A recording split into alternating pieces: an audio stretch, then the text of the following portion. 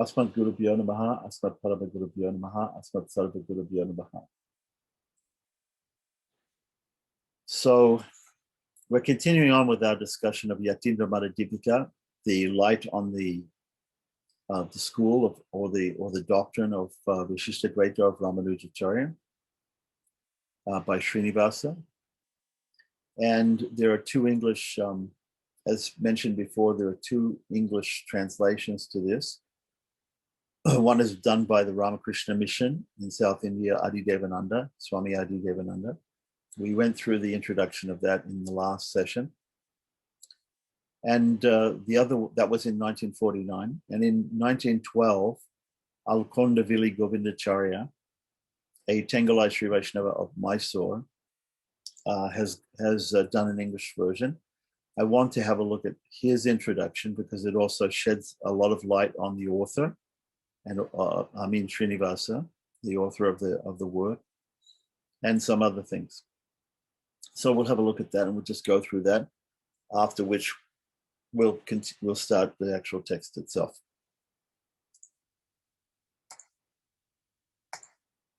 So this is our author of the other English version of Yatindramata Dipika, Alkondavili Govindacharya. So initially he had written it'll be explained, he wrote something on Tattvatraya, or Artha Panchakam, of Pilalokacharya, which is also one of the Rahasya Granthas of Pilalokacharya, but is an introductory text which talks about, categorizes many things in fives. And from that, he decided to translate Yatindramata Dipika. So let's have a look. Yatindramata Dipika, or The Light on the School of Ramanuja by Srinivasa. And he has translated into English with notes. And you can see he has all these letters after his name. So he was a very educated person. And it was printed in 1912 in Madras, which is, here are some of the works that he's also done, which we also have, and which would be very good to go through also. He has translated Bhagavad Gita with the Gita Bhasya of Ramanuja. There are a couple of other people who've done it. Adi Devananda has also done that, as well as the Gita Sangraha of Yamunacharya. And there are a couple of other people who have sort of tried to present the Gita Bhasya, but I would like to go through the Gita Bhasya of Alkondavili Govindacharya, because he also, as well as having the commentary on Gita by Adi Devananda, we have by S.M.S. Chari, but S.M.S. Chari is a Vadakalai, Alkondavili Govindacharya is a Tengalai. So we get a slightly different take on certain things, and it would be good to go through the Gita Bhasya of Ramanuja with Alkondavili Govindacharya's commentary, or at least his translation. He has done a couple of works on the Alwars, one Lives of the Dravida Saints, and also the Divine Wisdom of the Dravida Saints. He has done something on the life of Ramanuja and other sages, and then he did something. He uses Latin sometimes in his works. Vade Mecum, I'm not quite sure what that means in Latin. Anyway, something on some small article on Vedanta. As I said, for the Journal of the Royal Asiatic Society, JRAS, which he apparently was a member of, he did this article, Artha Panchaka, that's also available. We should probably go through that. I'm a great fan of this author. He's a really excellent author, but he does use archaic English. Vedanta and Philosophy, another article, 3 parts, lectures on inspiration, intuition, and ecstasy, which is very interesting. Ideals of India in 2 parts. The present work, Yatindramata Dipika, or a compendium of Vishishtadvaita philosophy and religion, and some other contributions to the Journal of the Royal Asiatic Society, Indian Antiquity, Antiquary, and Siddhanta Dipika, etc. So And all of these works were apparently available at the publishers in Madras, um, and also at his house, which was in Mysore. And I'm just wondering, his house is called Veda Griham. It's very interesting. Maybe next time I'm in Mysore, I can go check out that place and see if his descendants are still living there. It's very interesting.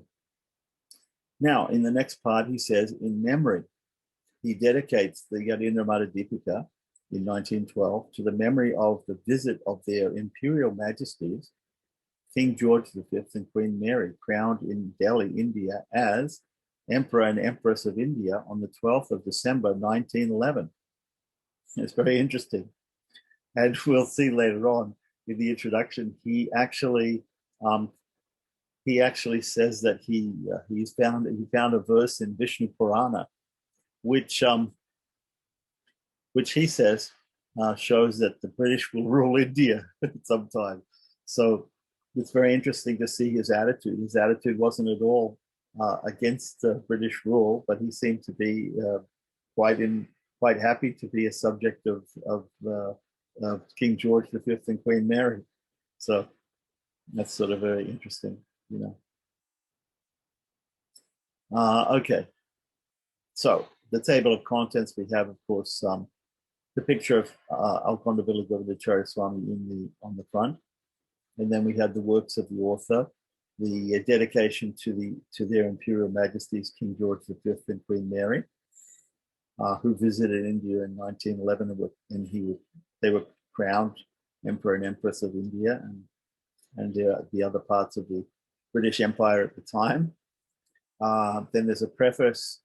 There's some agenda where there might be some mistakes in the text which are fixed, and then we have the different chapters. Now, I think we understood from reading the other edition that there are 10 chapters in Yatindramata Dipika, and they're called avatars. So the idea is that there are 10 avatars of Vishnu, and in the book, the author Srinivasa has made 10 chapters, and he's divided up all the subjects that he's going to talk about into 10 chapters. So he calls them the 10 avatars. So it's sort of very nice analogy, the chapters to the avatars of Vishnu. So the first one is, of course, Prajaksha, about pramana, about proof, which we talked about. Prajaksha being the first one, which is sense perception, empirical sense perception. So the second chapter, or the second avatar, is called Anumana, which is logical inference. The third one is third avatar is he calls the word, meaning Shabda. Shabda meaning authoritative statement, which we talked about. The fourth avatar is objects of knowledge, Prameya, and matter, Prakriti. The fifth avatar deals with Kala, or time. The sixth one with the spiritual universe, which is called Nitya Vibhuti. The seventh one deals with attributive consciousness, which is also called Dharma Adbhuta Jnana. Dharma Adbhuta Jnana. In Ramanuja's system.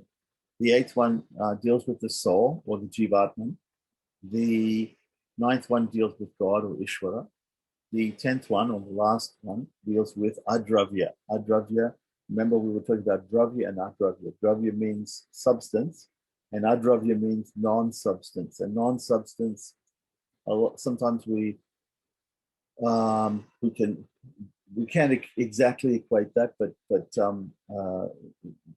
many times we talk about non-substance being attribute. Substance and attribute is what we talk about. So there's substance and there's attribute. And the example I gave was about a cow, a brown cow and a white cow. And the whiteness and the brownness are the attributes. The cow is the substance. Okay. So just like we have in grammar, we have nouns and we have adjectives. So we have a noun, we have something which is substantial.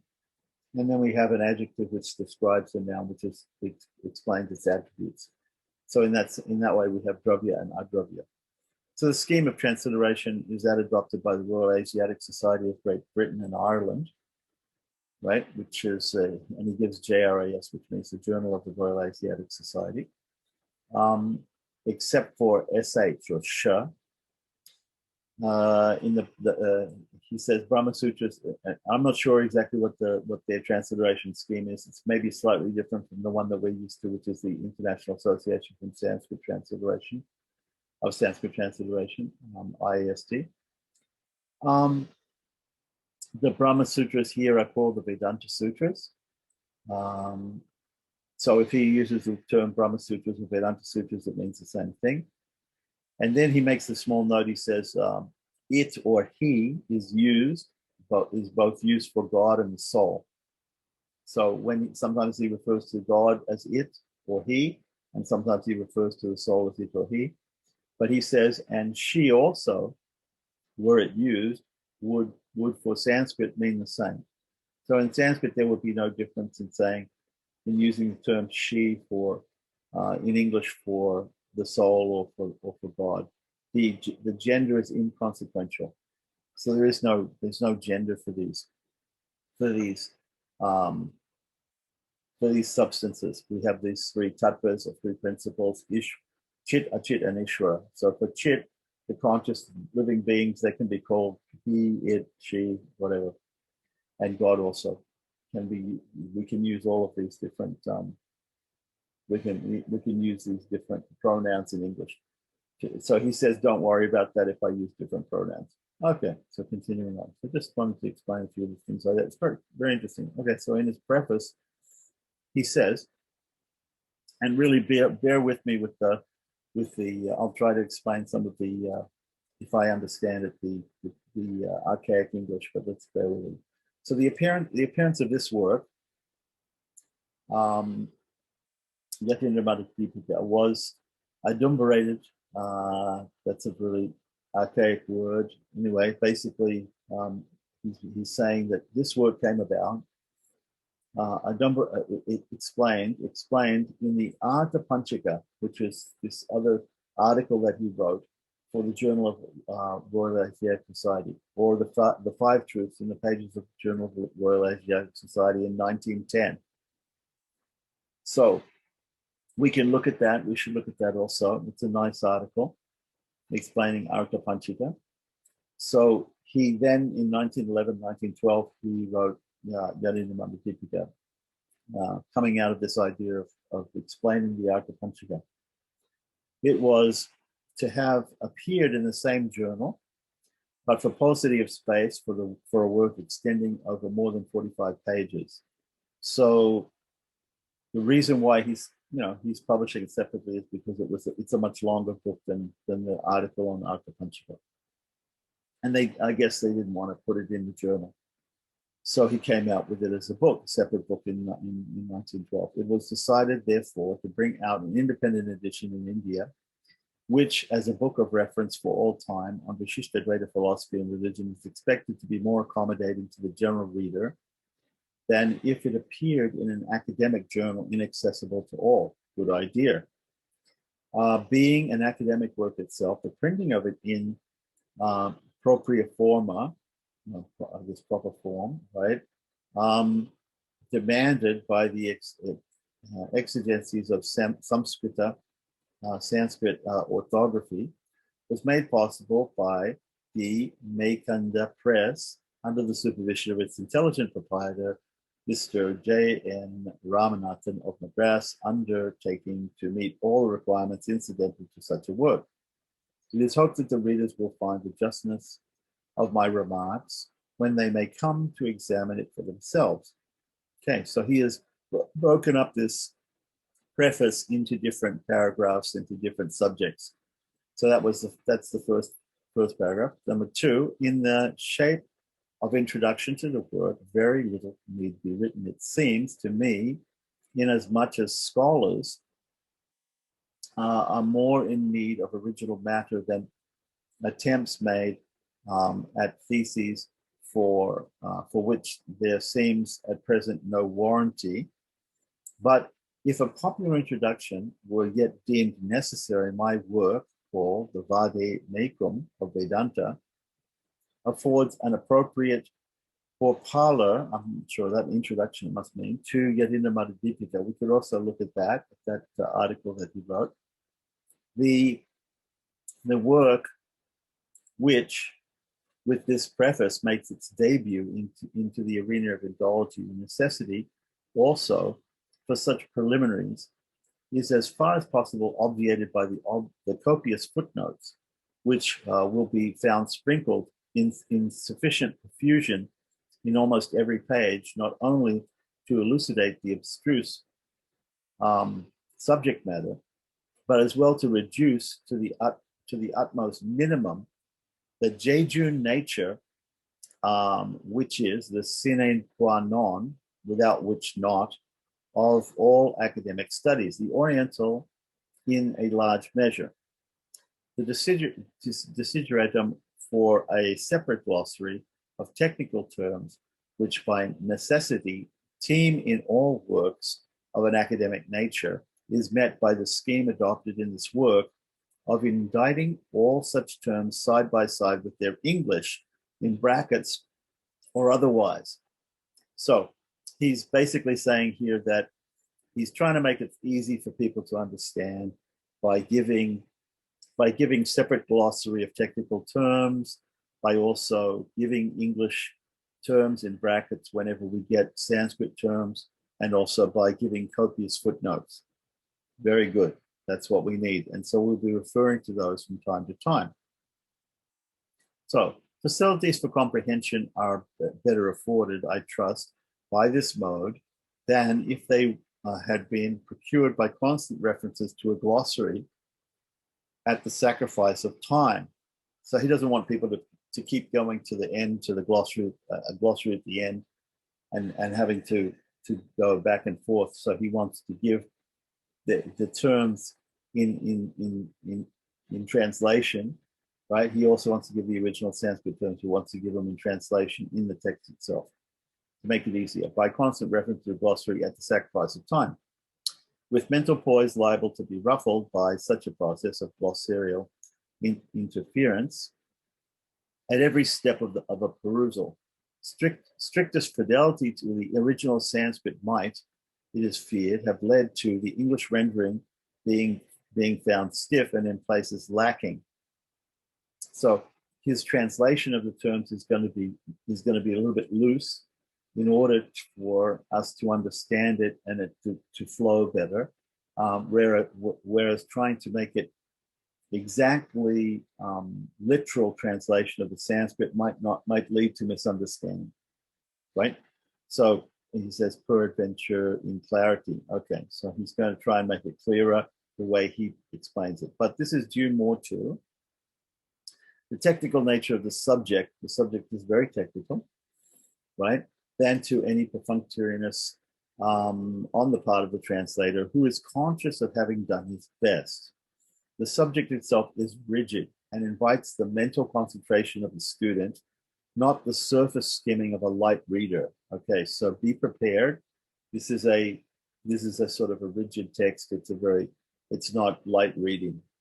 Okay, so number 3, he says, with regard to the author, let's talk a little bit about the author of the Yatindramata Dipika, Srinivasa. We learn from the invocatory verses. So in the text, there are invocatory verses. Just like we always say, we always do a Mangala Charanam before we start. We always have an initial prayer, Asmat Guru Vyanamaha, Asmat Parama Guru Vyanamaha, Asmat Sarva Guru Vyanamaha.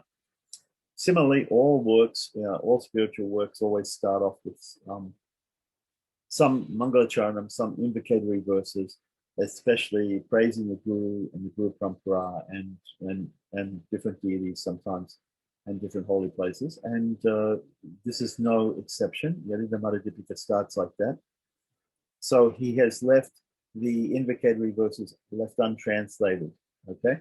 Whereas in the Adidevananda edition, we have them translated. So we'll be referring to that edition when we talk about the invocatory verses. So whereas mentioned Mahacharya, in the preliminary of Advent 1, he calls each of the chapters. They're technically called by Srinivasa avatars, each of the chapters, but he calls them Advents. So Advent 1, Advent 2, and Advent is a very interesting word because it more or less means the same thing as avatar. we get Advent from avatar in English, from the Sanskrit word avatar, which means to descend, avatari. So, synonymously referred to again as Ghana Guru Vara in the colophon is made. So the Acharya of Srinivasa, his Acharya was called Mahacharya, he was also called Dodacharya, as we found out from the introduction by Adi Devananda, right? And that is, he's also called this Ghana Guru Vara in the colophon of the different manuscripts that, or editions that have been given. So that is he, Srinivasa, is the immediate disciple of Dodayarya, right? Which is the colloquial for Maha-Arya, right? Which is the same as Mahacharya. So all of these are synonyms.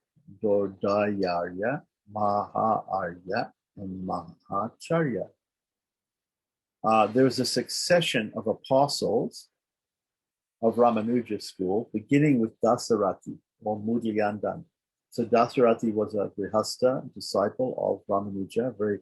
The Kuresha and Dasarati or Mudliyandan, or Kuresh and Mudliyandan, were his two main disciples. If you go to the Samadhi of Ramanujacharya in the Mula Samadhi, the original Samadhi, his tomb in Sri Rangam Temple, you'll see on either side standing as security guards like Dwarapalakas, like Jain Vijay in the Vishnu temple will be.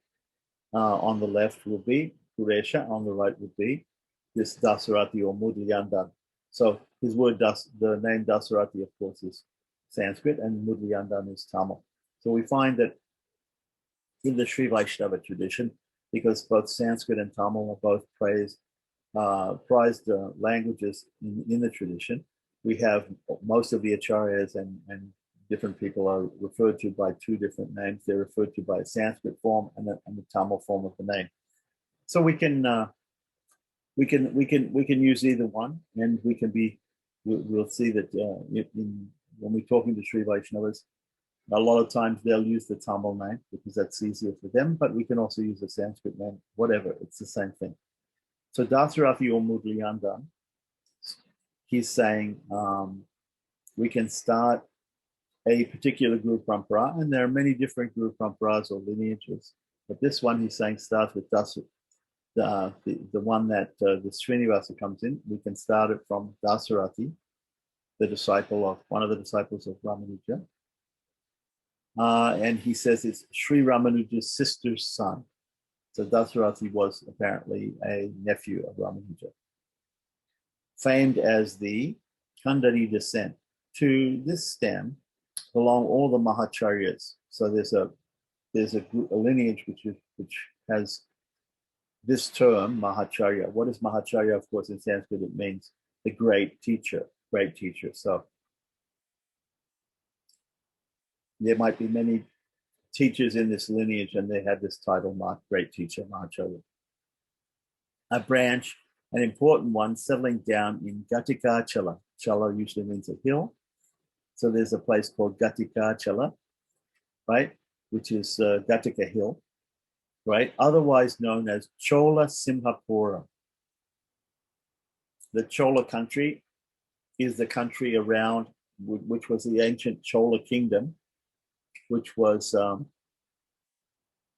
had its headquarters in Tanjore, which is just about 70 kilometers east of Srirangam, like that. So Chola is that area of Tamil Nadu.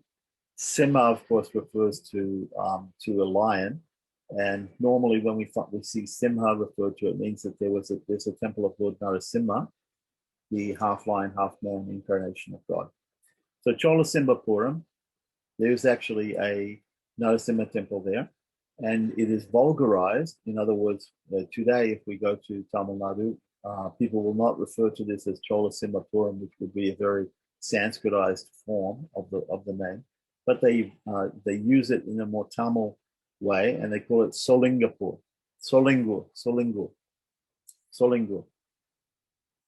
for Chola Simhapuram, a station on the on the railway track linking Bangalore, right, which is today called was called by the British Bangalore, and which is called by the native Kannadigas, the Kannadic people, as Bangalore today, and Madras, which is of course modern day Chennai.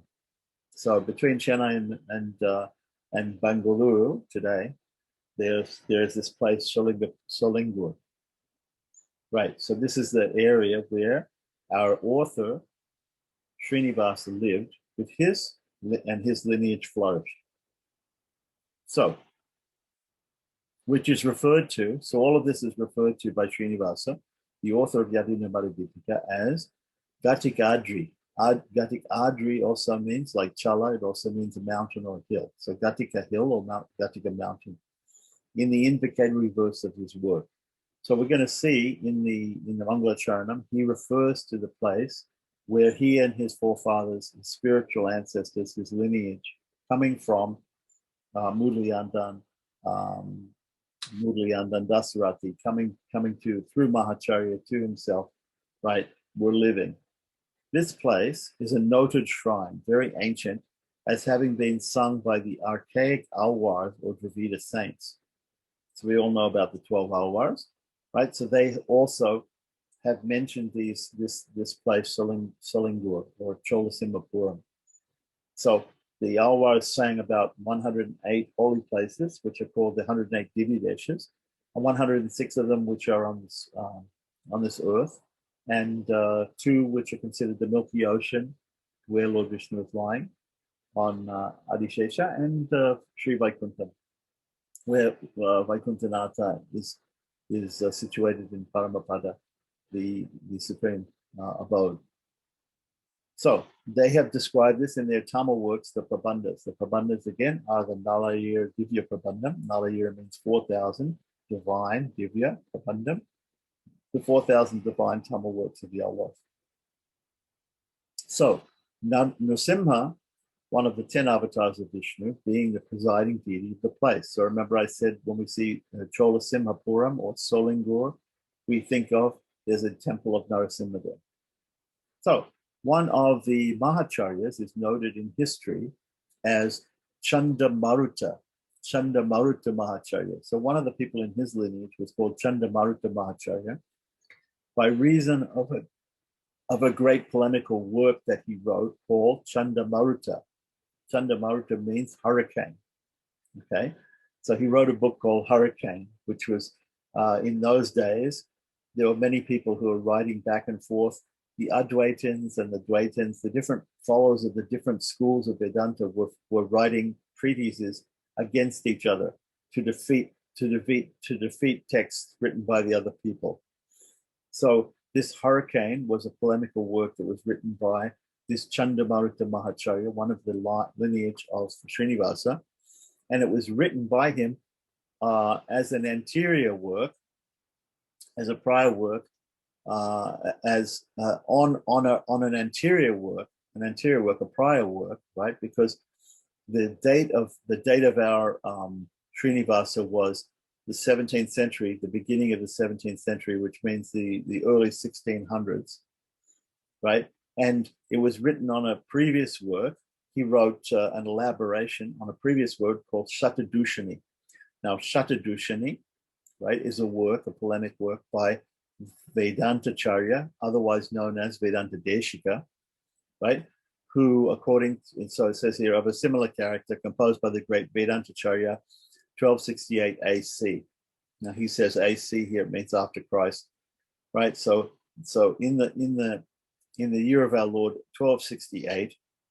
Some people say 1269, but that is the date of the birth of Vedanta Deshika, here known as Vedanta Charya, and he wrote this book, Shatadushani, which is a polemic book of arguments against Advaita, against the Advaitans' arguments, like that, composed. Okay, so who is a contemporary of Madhava or Vidyaranya. Madhava or Vidyaranya, 1331 AC, elected for Sringeri Pontiff in the now Mysore state. So there was a sannyasin. Of course, Vedanta Deshika was a grihastha.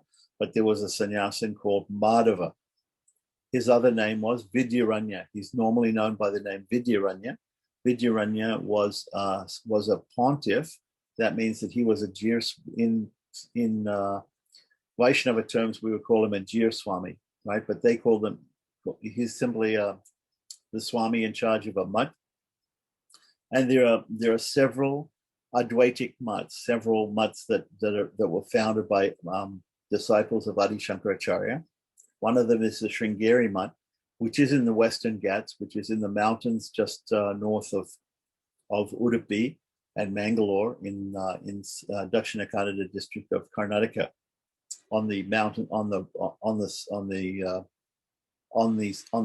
ocean side, on the western side of the Western Ghats, which is a mountain range that runs from Bombay down to the tip of India and divides a strip of land from the Deccan Plateau to the east. Okay, so this Sringeri is a very peaceful place. And so one of the disciples, Adi Shankaracharya, when he visited, wanted to establish a monastery there. So there is a monastery for Advaitins and a temple, which is situated there. And Vidyaranya was elected the pontiff of that. He was made the chief Swami of that mutt in 1331. So we have, for instance, Vedantacharya or Vedanta Deshika was born in 1268, and he was born in a place called Tupal, which is a suburb now of Kanchipuram. But he was a contemporary, because basically, if he was born in 1369, that means he was probably about 50 or 60 when this Sringeri pontiff Vidyaranya was the head of the Sringeri mutt, which is now in Mysore state, or actually that's at the time of this writing, which is 1912. It was called Mysore state. It was a princely state which was not part of the Madras presidency, which was under the British rule, but it was a separate kingdom,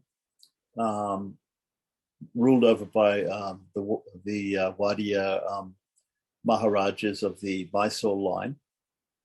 Today it's called Karnataka. That area is called Karnataka. It's the modern state of Karnataka. The author mentions in the conclusion chapter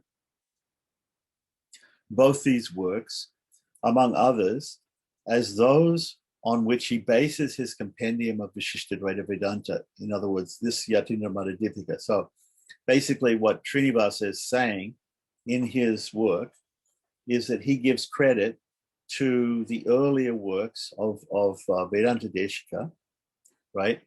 Specifically the Satadushani and other works, right? He says that his compendium is based upon these earlier works. So, hence, it may be reasonably conjectured that Srinivasa is the immediate disciple of Gatikachala, Chandra, the place where the person was from, Chandra Maruta, which is the name of the work that he wrote, meaning hurricane, right? A hurricane causes a lot of destruction. So the idea is that book was called Hurricane because he's destroying the arguments of the Advaitins. Mahacharya was his title, the Great Acharya.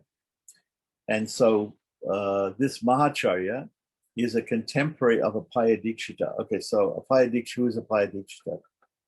So we understood that Vedanta Deshika had an Advaita, he had an Advaitins who he was fighting against. He was trying to show that Vishishtadvaita is greater than the school of Advaita, right? So he was fighting against this, doing polemics against this Vidyaranya of the Sringeri mutt, right? And similarly, in the 17th century, right? Because Vedanta Deshika was in the 13th and 14th, early 14th century. So he was in the 17th century. This Mahacharya was fighting against Apaya Dikshita. So he was a contemporary of Apaya Dikshita. Apaya Dikshita comes in the Guru Parampara. He's a Shaivite and he's an He's basically an Advaitin, although he comes in a lineage which is supposed to be Vishishtadvaita Shaivism, because he follows, he's supposed to follow the school of a person called Srikara. Srikara has written a commentary on Vedanta Sutras, like Ramanuja wrote the Sribhasya. This person, Srikara, copied Ramanuja's ideas about Vishishtadvaita, but instead of making the Supreme Person theologically Narayana, he has insisted that the Supreme Person is Shiva. So it's Vishishtadvaita Shaivism that is written by Srikara in his commentary. And that commentary was followed by a lineage. And in that lineage of gurus, we have a person called Apaya Dikshita. Apaya Dikshita was also a Grihastha, and he wrote many works. And he lived at the same time as Srinivasa's guru, his guru who is Mahacharya. Right. So Srinivasa's guru, Mahacharya, would have had many discussions and arguments trying to establish Vishishtadvaita over the Advaita of Apaya Dikshita. Now, we can look at Apaya Dikshita. It's very interesting to look at his works because he should have been a Vishishtadvaitin, Shaiva Vishishtadvaitin, but in fact, he has brought his school more towards Advaita. He's brought his school more towards Advaita and away from purely the pure Advaita of Kevala Advaita of Shankaracharya. Towards the Kevala Advaita of Shankaracharya and a little bit away from the Vishishtadvaita Shaivism of Srikara. So this Mahacharya was a contemporary of Apaya Dikshita who is a commentator on Vedantacharya's works. So Apaya Dikshita also commented. He's a Shaivite, he's an Advaitin, and he is commenting on Vedanta Deshika's works, trying to destroy the Vishishtadvaita Vaishnava works of Vedantacharya or Vedanta Deshika, and to establish Shaivism and Advaita. So a tradition in currency further confirms this contemporaneity, which may be cited here in almost the words kindly supplied to me by my valued friend, Sri M.T. Narasimha Iyengar, BAMRAS, professor of the Central College in Bangalore. So a friend of his said this about this. He said, these two authors, Mahacharya and Apaya Dikshita, were close friends. That's interesting. So they were belonging to two different schools of Vedanta, the Mahacharya Vishishtadvaita Vaishnava school, and Apaya Dikshita, the Shaiva Vishishtadvaita, or the Shaiva, Advaita basically school, right? And they were close friends, and they used to, dispute with each other, both being unparalleled vidvans or purohits or scholars of the age. They used to discuss philosophical questions very often with a view to try their own skills in argument. So they were friends. They used to discuss and argue philosophical matters very often. Both were admirers of Vedantacharya, meaning Vedanta Deshika, whose works they commented on largely. So Apaya Dikshita, as is well known to all Sanskrit scholars, was a staunch devotee of Shiva, in spite of his having devoted his time to writing commentaries on the Vishishtadvaitic works of Vedantacharya or Vedanta Deshika, and he wanted to construe the term Narayana. He wanted to construe the term Narayana as applicable to his favorite deity, Shiva. So Vedanta Deshika, he liked the works of Apaya Dikshita liked the works of Vedanta Deshika.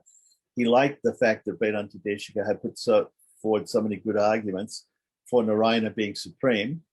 What Apaya Dikshita wanted to do is he wanted to explain the word Narayana to mean Shiva. So he wanted to say, okay, if you make this argument about and say Narayana is this and Narayana is that and Narayana is the other, we can take the word Narayana to mean Shiva. So that's a very interesting way of doing it. Instead of destroying the I'm sure he was also against some of the arguments of the Vaishnavas, but he simply wanted to construe, he wanted to explain or interpret the word Narayana to mean Shiva. It's an interesting point. So Mahacharya, right, is seeing that his friend attempted a point for argument that could not at all be maintained on grammatical basis at most, waited for an opportunity to test the truth of his friend's conviction on the point in question. Okay, so this Mahacharya, who was a friend of Apayadikshita's, he couldn't believe that the lengths to which Apayadikshita was going to try to prove that the term Narayana actually means Shiva, right? So, because there's no real basis for that. There's no grammatical word jugglery that you can get around to make the word Narayana mean Shiva, right? But somehow Apayadikshita was trying to do that. He was trying to say that the word Narayana can mean Shiva, right? He was trying to put that forward. So Mahacharya, his friend, he wanted to test that. So he knew that Apayadikshita would argue like that, but he was looking for a way to test to see if it was something that Mahacharya that Apayadikshita actually believed, or was something that he was just arguing for argument's sake, because he's a Shaivite. He wanted to argue and he wanted to prove that Shiva is supreme over Vishnu or Narayana. And so he wanted to see whether his friend would actually had conviction behind his arguments, or whether it was just sort of some word jugglery to try and put forward the case of his school. So once, when they were both getting up to Alagar Malai, right? So there's a place about 8 miles from Madurai, right? Madura. When you say Madura, it means Madurai, right? And Madurai is just south of Srirangam, right? And it's also a big Devi temple. The Meenakshi Sundareshwari temple is there in Madurai, okay? And just about 8 miles outside of Madurai, right? It's also considered to be the South Indian version of Mathura. And so, but just eight miles outside of Madurai, there's a place called Alagar Malai. Alagar, the word Alagar in Tamil means beautiful. Malai also another word that means hill. It's a beautiful hill. And it's a sacred place. A sacred temple is there called Alagar Kovil. Kovil in Tamil means temple. So beautiful temple. And one of the reasons why it's called Alagar, or beautiful, is because the deity's name there is Sundararajan. And Sundararajan means the beautiful king. And it's a beautiful deity in there. And it's a Vaikanasa temple, not a Pancharatra temple, but it's a Vaishnava temple, nice Vaishnava temple.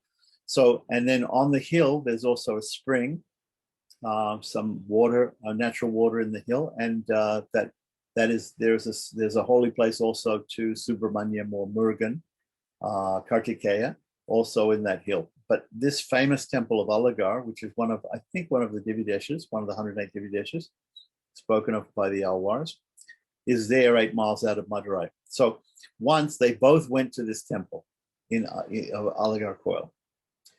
So both Mahacharya, the guru of Srinivasa, the author of Yatindramata Dipika, and Apayadikshita. They were friends and they both went to this temple. So, on which the temple of Sundarabahu or Alagar, so the name of the deity is Alagar, beautiful, or Sundarabahu, one who has beautiful shoulders or beautiful arms in Sanskrit. So apparently there was a verse which was there's a footnote here that Apayadikshita was a staunch devotee of Shiva. So just in passing, we'll look at this footnote. It says the verse which he is alleged to have uttered by him in a meeting of pundits in Kanchipuram. So Apayadikshita made this comment. He said, Maheshware va jagatam adishware janardane va jagad antar atmani navastu veda pratipatir astume tatapi bhaktis tarunendu shekare. the gist of this verse is that he saw no distinction between Shiva and Vishnu. Yet he had a penchant, or he favored Shiva. So he saw no difference between Shiva or Vishnu, right? Advaitins often, they don't see any difference between different devatas, right? Different forms. And they say they're all different forms of God, but I particularly like Shiva, is the point. Okay, so anyway, so Apaya Dikshita and Mahacharya are there at Alagar Coil near to Madurai. So it says, and where the famous Nupura Ganga still runs. So remember I said that there's a spring there. It's called Nupura Ganga. So it's a holy water. Mahacharya took advantage of a position where he could extract the truth of his friend's conviction, Apaya Dikshita's conviction, on the disputed point from his own mouth. So what he did is Mahacharya had this plan. They both went to this temple, and he had this plan. So we're going to hear about the plan of how to get the truth out of Apaya Dikshita, whether he really believed that Shiva was supreme, or that the word Narayana means Shiva, right? Or not, or it was just an argument, a dry argument. So among the initial steps leading to the temple of Sundarabahu, there are these steps that lead up to the temple. The 18th step from the bottom is regarded as presided over by a Bhuta, by a spirit. So named in Tamil as Karapan. So Karapan was the name of a Tamil name of a spirit or a ghost type being, right? That was said to preside over the 18th step leading up to this temple. This is an interesting story, right? So there's a belief that whoever speaks an untruth, or whatever somebody says, if it proves to be false, while they're standing on this 18th step leading up to the temple, would suffer instantaneous death. This is a really interesting story, right? So supposedly everybody knows this story, that there's some spirit in charge of this step, and if you stand on it and if you say a lie, if you tell a lie, you'll suffer instant death, right? So both of those people, Apaya Dikshita and his friend Mahacharya, they knew this story. So Mahacharya's idea was, I'm going to get this guy, Apaya Dikshita, to stand on the 18th step. Then I'm going to ask him, do you really believe that Shiva is supreme? Do you really believe that the word Narayana means Shiva? Like that. And he's going to have to tell me the truth, because he's standing on this step where he can't tell a lie. Otherwise, he faces the wrath of this spirit. The spirit may kill him, right? Okay. So it is for this reason that the temple keys used to be left during nights on this step without any fear of thieves touching them. So there was a system in some of these old villages where they would have a place, the pujaris would, or the archakas would lock the temple with these keys when they left at night after putting the Lord to sleep. And they would leave the keys to the temple in a particular place for safekeeping, right? So in Alagar Coil, the tradition was they used to leave the keys on the 18th step, and they were guarded by this spirit, by this Bhuta, right? And so nobody would dare to take no thief would dare to take the keys and to enter the temple to plunder the temple, right? Because of worrying about this Bhuta who was in charge of the 18th step, because the keys were left there in the night. So sometimes they have these old keys, they're big locks and things. So the keys are actually quite heavy. So for the archika to take it all the way to his house, he didn't want to do that. So he just keep the keys on the 18th step, because everybody knew the curse of the 18th step. Nobody would take it. Okay. So even in Ahobilam, which is the place of the activities of Lord Narasimha in South India, according to Brahmanda Purana, they have outside of the temple in Lower Ahobilam, they have a big deity of Hanuman in a shrine opposite the entrance to the temple. And up until very recently, the pujaris used to lock the temple at night, and they would take the keys and they would put them in front of Hanuman. right, to guard, and Hanuman would keep the keys, and nobody would dare to go and take the keys from in front of Hanuman, because they would, Hanuman would curse them in some way, or they would definitely get some bad reaction if they took the keys, right, from Hanuman's safekeeping. So this is in several different villages and places in the old days, they used to do like this, and nobody dared to take things that were left in these particular places. So anyway, that's just an aside. So here on the 18th step, Mahacharya took hold of his friend's hand, Abhayadikshita, and making him stand there on the 18th step, he questioned him thus. He said, "Tell me, my dear friend, are you really convinced that the word Narayana, can be construed as a name of Shiva?" Right? I ask you now because you cannot speak untruth here on this 18th step for the sake of argument, right? So you cannot speak an untruth here. Whereas in a debate, maybe you can just make an argument. You can make this argument, right? But you're here right now, and you cannot make you cannot tell a lie here. Otherwise, you know the story, this Bhuta will kill you instantly. So then, Abhayadikshita is said to have spoken out his own conviction to this effect, right? So Abhayadikshita answered the question, and he said, the letter na, the cerebral na, right?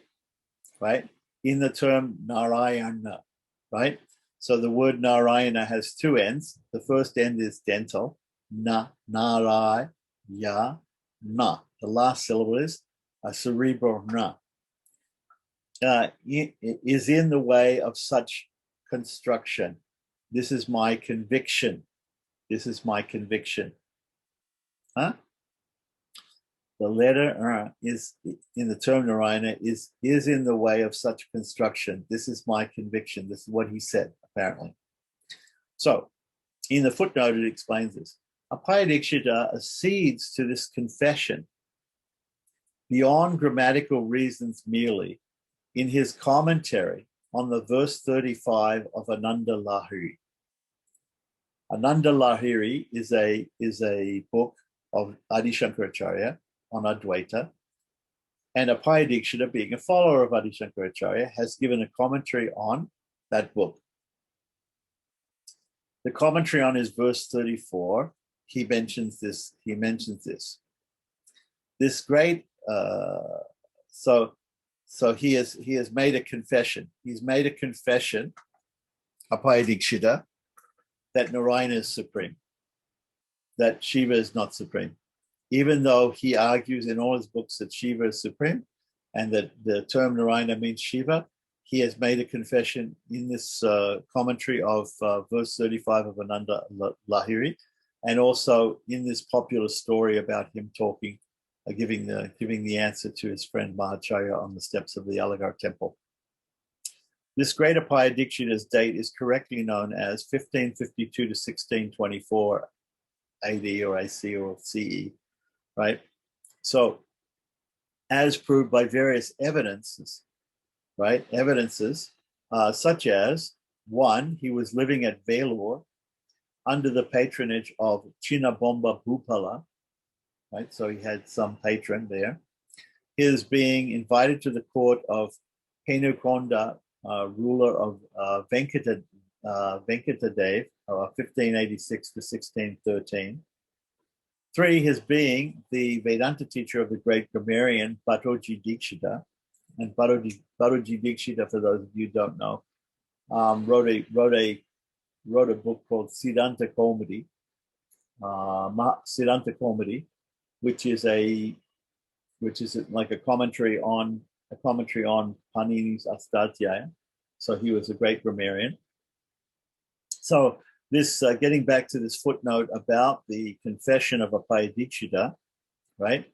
In the edition, which was printed by Vanivilas Press in Srirangam, which is a very famous press in Srirangam, no longer existing, right? In that edition, printed in 1908, which was just a few years before this, by our Halasyanatha Shastri, right? He gives this, Apayadikshita gives this confession. So we don't need to read the Sanskrit, but we can have a look and see what it says, right?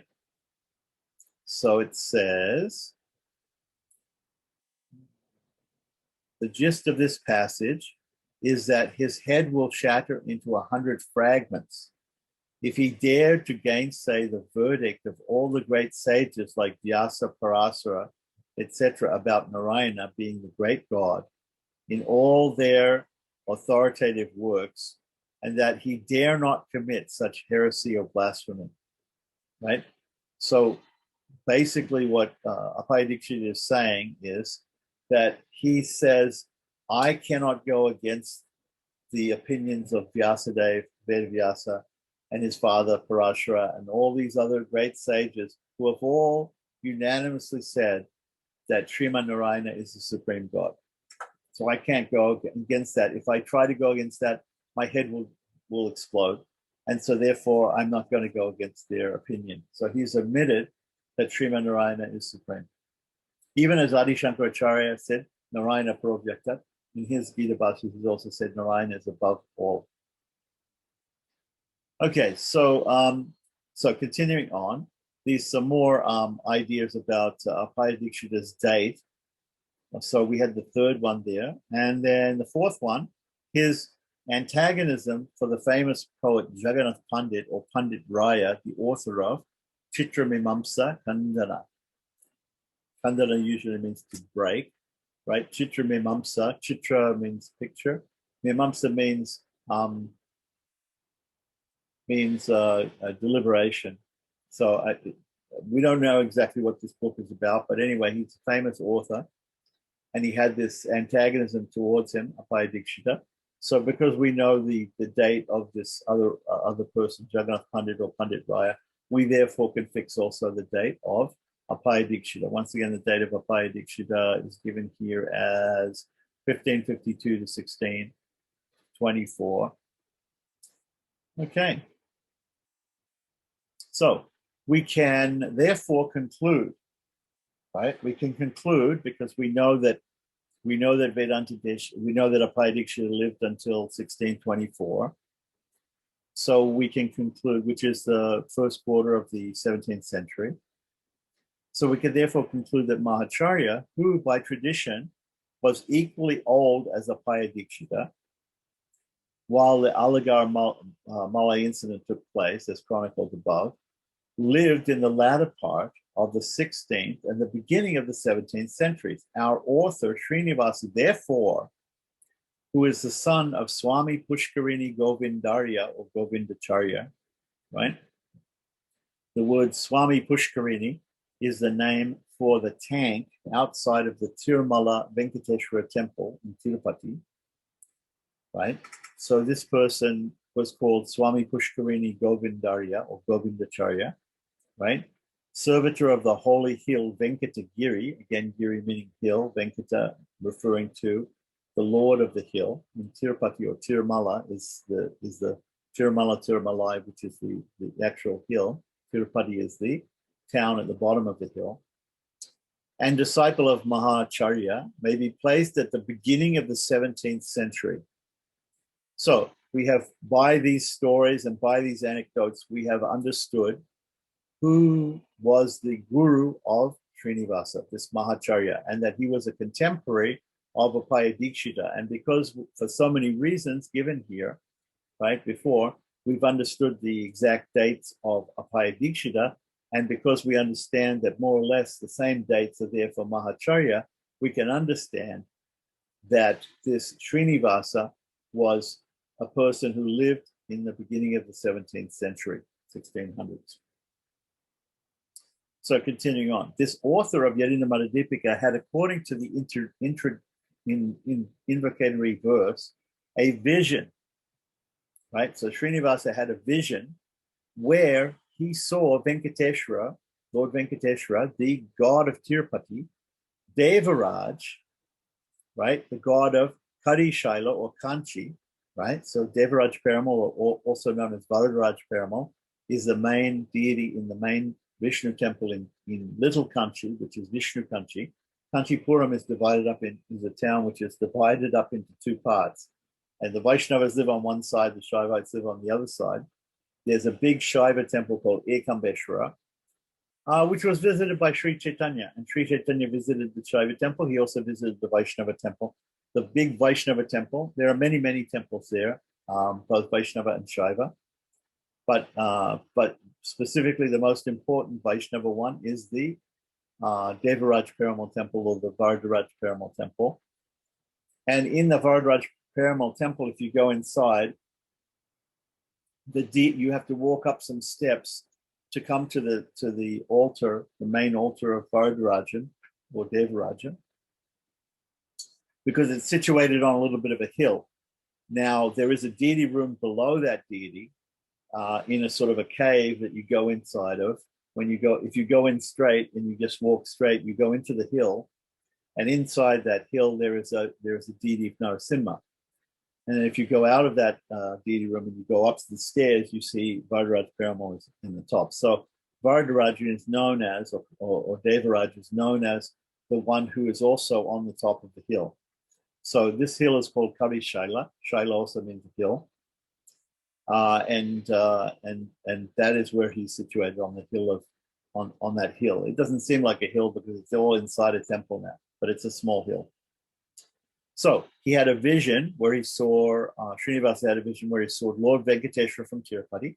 He saw Varadaraj Perumal, the god of Kanchipuram, main Vishnu deity.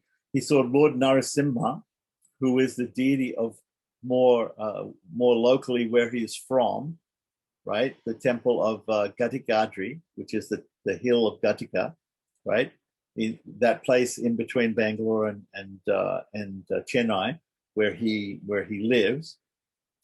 Along with Krishna, he also saw Krishna. Now, that when he says he saw Krishna, it could mean that he saw Krishna, or it could mean he also saw Yamunacharya. It can be interpreted in two ways.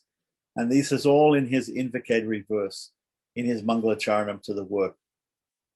So he could have seen Krishna. He could have also seen Yamunacharya, because Yamunacharya also had another name, Krishna. He was also known as Krishna. So, and Yatiraj. Yatiraj means, Yati means sannyasi, Raja means king. So Yatiraj is the king of sannyasis, and normally that appellation, that nomenclature is given to, that name is given to Ramanuja. And that seems to be the inspiration, quickening him through the composition of an authoritative textbook embodying in it all the quintessence of the doctrines of Vishishtadvaita philosophy and religion promulgated by Sri Ramanuja, which he fitly titles as Yatindramata Dipika, or the light on the school of Ramanuja. So we know this from his invocatory verse, from his Mangalacharanam, which we'll see when we get to the text. So, number 5, as works original, then commentaries, and then theses over against these become multiplied. So as a lineage goes on, as the Sri Vaishnava Sampradaya goes on, or as any Sampradaya goes on, we get more and more authors writing more and more texts and more commentaries and theses. So, and as they become so vast as to be beyond the range of clear conspectus of the subject matter, necessity for compendia arose. So we have here the Sri Vaishnava Sampradaya starting from time immemorial with we have Bodhayana Maharishi, then we have people like Nathamuni coming along, Yamunacharya coming along, writing his books, the Siddhi Traya and the Vitartha Sangraha, and his works, the Stotra Ratna and the Chadrasloki. And then we have Ramanuja coming along, giving his 9 works to that, adding his 9 works to that, his Vedanta, Srivashya, Vedanta Sara, Vedanta Deepa, the Nitya, the Sharanagati Gajya, the Sriranga Gajya, the Vaikuntha Gajya, and the Gita Bhasya and Vedanta Sangraha. So he adds those onto and then after Ramanuja, all the different followers of Ramanuja and different acharyas coming in the different lineages, adding their works, including the guru of Srinivasa, who himself wrote this book, this polemic book called The Hurricane, Chandramaruta, right? So we have all these different books come along. So Srinivasa, he says, look, there's so many books. There's so many books by the acharyas in our lineage now over so many hundreds of years. And now here I am in the beginning of the 17th century. It seems to me we need a book which is simple. We need a simple book for a beginner to get the gist, of the Sri Vaishnava Sampradaya, to get the gist of Vishishtadvaita Vedanta. Right, we need something. There needs to be something simple, because there's so many books now. It's so elaborate.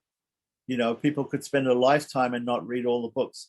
So I want to make something very succinct. I want to make something very simple, and I want to make something very clear that will explain the basics. So of such, this Yatindramata Dipika, which purports to be a manual devised in order to present a lucid outline of Vishishtadvaita philosophy and religion based on the voluminous literature extant. So there was voluminous literature. Even in the beginning of the 17th century, there was voluminous literature. There were so many books written by the acharyas, right? And we find this in Sanskrit too. In the history of Sanskrit literature, we have so many scriptures being written, so many different elaborations and commentaries being made, right? And then there was a certain period that came, which is called the Sutra Period, where everything was made into sutras. Everything was made into very short aphorisms so that people could memorize them and they could know the gist of all the different subjects. So there were sutras on Brahman, there was Brahma Sutras, there were sutras on Karma Kanda, there was Karma Sutras, there was sutras on, there was also the Kama Sutras, right? The sutras on erotics.